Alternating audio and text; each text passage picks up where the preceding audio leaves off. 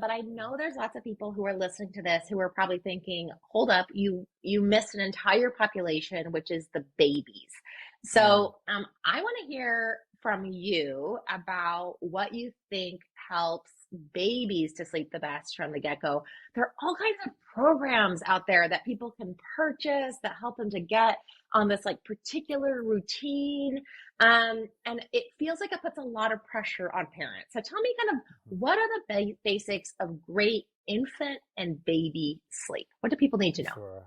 Well, at first I say let's set some norms and what to expect because at different ages it's so different, right? So the first 6 weeks, it's just an absolute crap show. I mean, it is just Yes. torture, and people have to expect it and understand that that's totally normal. This is Mm-hmm. a child is not developing their circadian rhythm those first few weeks. When they were in utero, they were using mom's and melatonin to help get them on that sleep wake schedule. But then when they're out in the real world, it takes them a while for their brain to kick in and make their own melatonin. So day night, totally all over the place. They're sleeping based on hunger cues and waking based on hunger cues, and it's crazy. So Mm-hmm. ask for help, okay, and hopefully you have supportive environment that's helping you get through that those first 6 weeks. Now, so there are two things that happen at 6 weeks. One is more sleep starts shifting towards nighttime, and around that age, babies usually start smiling at you, and so those things kind of help you get move on to the next step, which is between 6 weeks and about 4 months of age, is where children are sleeping more of their time at nighttime. It's still too early to use any of the typical behavioral techniques for sleep training based on what we typically advise, which is kind of 4 months at the earliest for the most part. But it is still an opportunity to set those great nighttime routines. Start helping your child learn to self-settle by trying to get them into the crib or the bassinet while they're drowsy, not yet fully asleep. All that can be very helpful. So getting yourself set up, and some children just naturally just start sleeping really well and start sleeping through the night. A good chunk, very early, first few months can have a stretch of 6 hours or more at nighttime. But then we're at the 4 month stage. 4 months to 6 months is the earliest in which we usually recommend considering a sleep training, quote unquote, strategy if sleep is a problem for you. And the main two caveats here is that one, you get to define what a problem is. Okay. And so if your child wakes Mm-hmm. up twice at night, you feed them, they go back to sleep quickly, you go back to sleep quickly, and everybody's happy in the day, it's not a problem. You don't need to fix it, if it's not a problem for you. And number two, even if it is a problem for you, you still don't have to fix it. Nobody should tell you that you have to sleep train your child. Nobody will ever say that. No legitimate sleep expert will say you must sleep train your child. And the reason we say that is because we know that long-term data, when we look at 5 and 6 year olds, it's not that what you do at 6 months is going to end up significantly impacting their sleep at 5 or 6, because around that age, everybody's sleep looks roughly similar. And so if this was going to set your child up for a life of great sleep, I would come down a little bit harder and say, yeah, you probably should strongly consider doing it.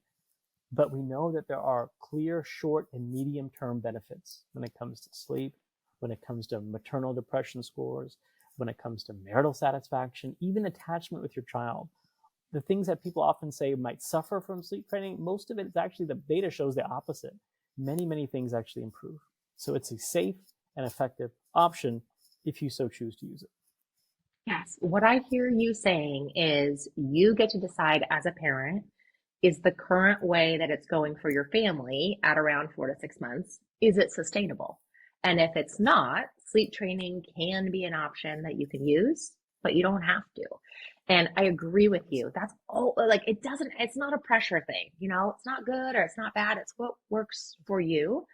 That's right. I also want to point out, I hope everyone listening heard that. He said 6 weeks for it still to be messed up on the day and the night. And he said 4 months in terms of considering sleep training if you're going to do that. So, what does that mean for working moms like me, working dads like you, who need sleep, who are maybe starting to feel depressed because they have their own sleep deprivation? To me, it means separating out your own sleep needs as a caregiver from your child's sleep needs. I'm always recommending to the families that I see, if you have the resources to have a grandparent come and take care of your baby for some of the time in the middle of the night, or a friend, or if you can afford a doula, amazing. I would rather have people spend money on a doula than a fancy crib. any day of the week Yeah. or Yeah. fancy clothes for their baby or a fancy bouncer. Like there's so many things we spend money on when our babies are really young, and investing in you getting the sleep or somebody else taking care of your baby so that you can get sleep in those early days. That's the biggest investment you could make, like you said, for your marriage, for your own happiness, and for your baby, so you could stay attached and feel happy that you had them. Absolutely. And that final point is so critical, which is people oftentimes have this sense of guilt, like, oh, even when it comes to sleep training or getting help, it's like, I'm doing it for my own sleep. And I say, well, let's take a step back for a second. Yeah. One, you're helping your child get the sleep that they need, which is fantastic because they certainly need sleep. Waking up multiple times a night and having to cry and get put back to sleep is probably not fun for your infant. But number two, your sleep and your well-being as a parent feeds back into the well-being and safety of your child.